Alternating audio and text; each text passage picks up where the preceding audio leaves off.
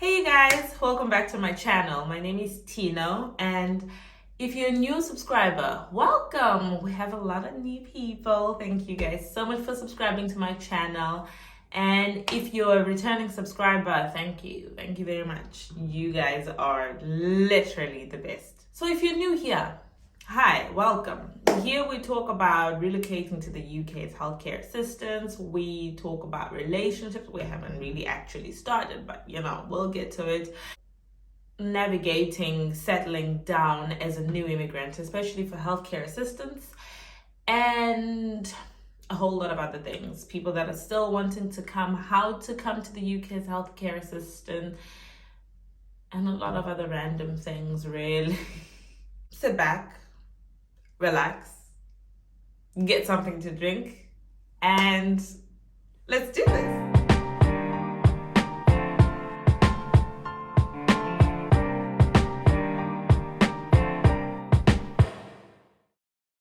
I haven't filmed in a while because so much has been happening in my life. I quit my job as a domiciliary carer, and now I'm working in a care home. So today I just want to talk about why I quit, why domiciliary wasn't working for me, and why I chose to go into a care home specifically.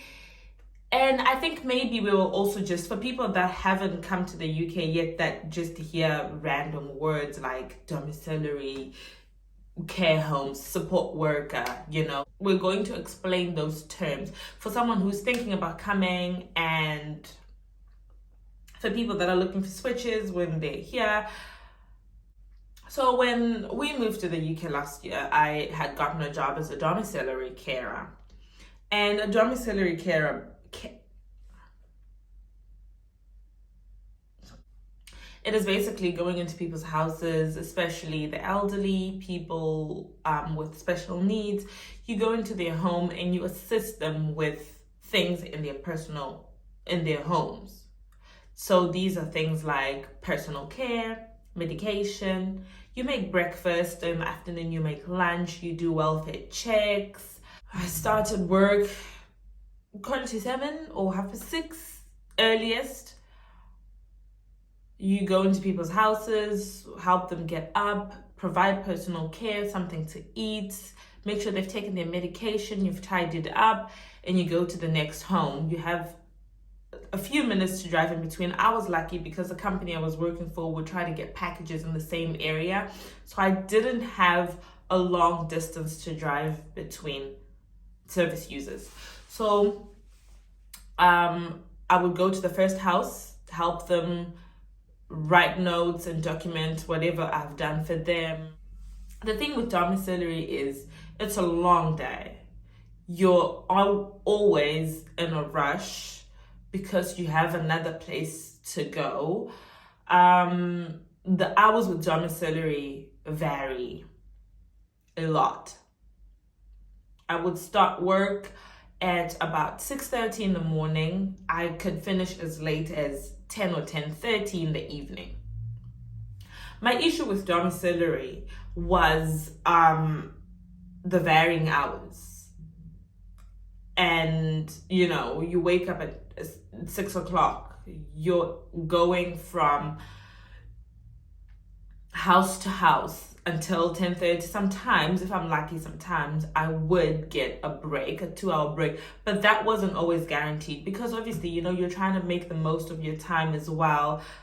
You're already out working. You can't always drive back home. It's not always close. So sometimes in those 2 hours, I would get maybe a sitting service.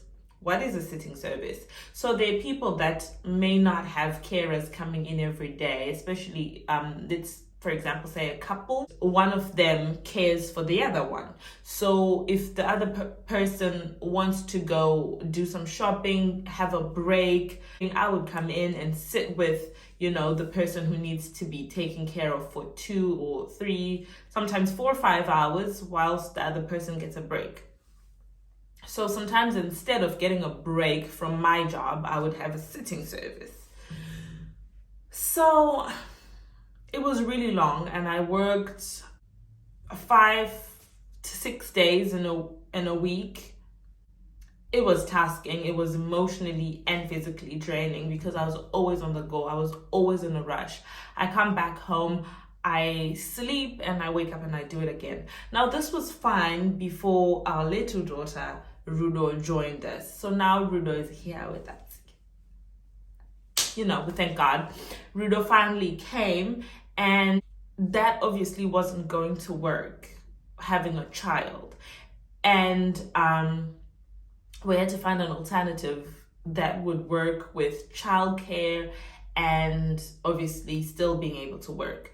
So we looked at several options. The first option was support work. Support work is basically when you usually go into someone's house. They are usually able to take care of their personal care and some day-to-day needs, but they need companionship and quite a lot of help throughout the day. And if they want to go out to shopping, go accompany them to do their hobbies and things like that. So that is basically what support work entails. So we looked into support work. We still thought the hours would vary quite a lot. What we were looking for was something a bit more stable, something that would help us put Rudo in a routine, us in a routine, whilst being able to work as much as we could. So the only option was for us, we thought, was a care home. I looked for a job in a care home, switched from my previous sponsor to a new sponsor, and I like it, you guys. It's been really good. So I work 7:30 to 7:30. That means from the moment I go in, dial back. My other issue with domiciliary was also the fact that I wasn't paid for my driving time with the company that I was with. I wasn't paid for my driving time. I was paid a good mileage rate, but I wasn't exactly paid for the gaps in between clients, and that's not my personal time. I'm not going home, I'm not, so that was always an issue. The fact that I would work 14 hours. For me, I would say I've worked 14 hours a day, but because my driving hours my driving time has not been incorporated into those hours, for a 14-hour, 15-hour day, I would only be paid for 10 hours or 12 hours, which was not great. So, a care home, we thought it's almost the same amount of money that I'm being paid. I go to one place, I park, and I am in the same place the whole day. I'm able to do my job. All my hours are accounted and paid for from the time that I go into work and the time I leave. And for me, that was good. What was important to us as parents was being able to put Rudo in a routine. She's very young and she needs to be in a routine. Because my husband works nights, I work days. We basically rotate taking care of Rudo, and that has worked really well for us.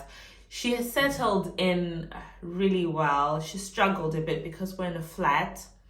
We don't have a lot of outside playground or garden or anything. So every time she wants to go out, that means we have to walk to the park or whatever, which we do. So when she first came, she kind of struggled with not being able to go out as much as she'd been used to back in Zim. I think she also struggled because I think she felt a bit lonely, just not being able to see the children like she'd been used to back home, just not being able to play with people her age. And we're planning to put her into a nursery for a few days during the week so she can just socialize with children her age. But she's settling in well, really well. We're very happy. She's in a routine. She's comfortable with it. We're comfortable with it. We're able to work as hard and as much as we can possibly right now. So that's good. So the reason why I chose to film this video really is for people that have children or not really. The thing is, when you're choosing whatever kind of care you want to come and do, especially if you're coming to the UK, is you need to see what works for your personality. If you're not comfortable with personal care, then you're looking into support work. If you're not comfortable with driving for long times during the day, then you're looking into maybe care homes. The thing about care is there's always something that will suit you and your life. And the good thing about working in the UK is they care about work-life balance. So if you say that I want this job, but how can I make it work for me? Most employers are really good with giving you flexible hours. I know where I work, you can get flexible hours. They can move your shift a little bit, so you manage to tackle your personal life and your work life. We are right now in a routine that we're happy with, and yeah, I still love my job. I still love what I do. It's even better now being in a care home because I can provide as much help as I possibly can as a carer. I just feel like in a care home you have support from the other people that you work with. You also have support from nurses and your superiors and things like that, which is why I really like the care home setting. It's not, I find that it's not as emotionally tasking as domiciliary care would be, because you're always in a rush. You can't just sit down and have a chat with the person that you're caring for. So yeah, we're all good. I hope you guys are doing well. This is just a short video, really, to just let you know, guys, why I haven't been filming as much. We were just trying to get into routine with Rudo. I was just trying to get used to my new job as well. But right now we're going to be back to trying to film consistently, and I hope you guys continue to support me the way you've been. You guys have been amazing. I hope you guys are doing well. Those that are in the journey to coming to the UK's healthcare assistance, I wish you guys all the best. To all the people that reach out to me on social media asking me questions, I will try to respond as much as I can, but you know, sometimes life, it's a lot. It gets a lot. I work full time and I also am a mom full time, so I may not be able to respond to everyone, but thank you guys so much for the support, and I love you guys, and may God bless you, and may He meet you at your points of need, and may He grant you the desires of your heart. Please don't forget to like and subscribe. Share this video with your friends, your family, whoever you think may benefit from whatever we talk about here.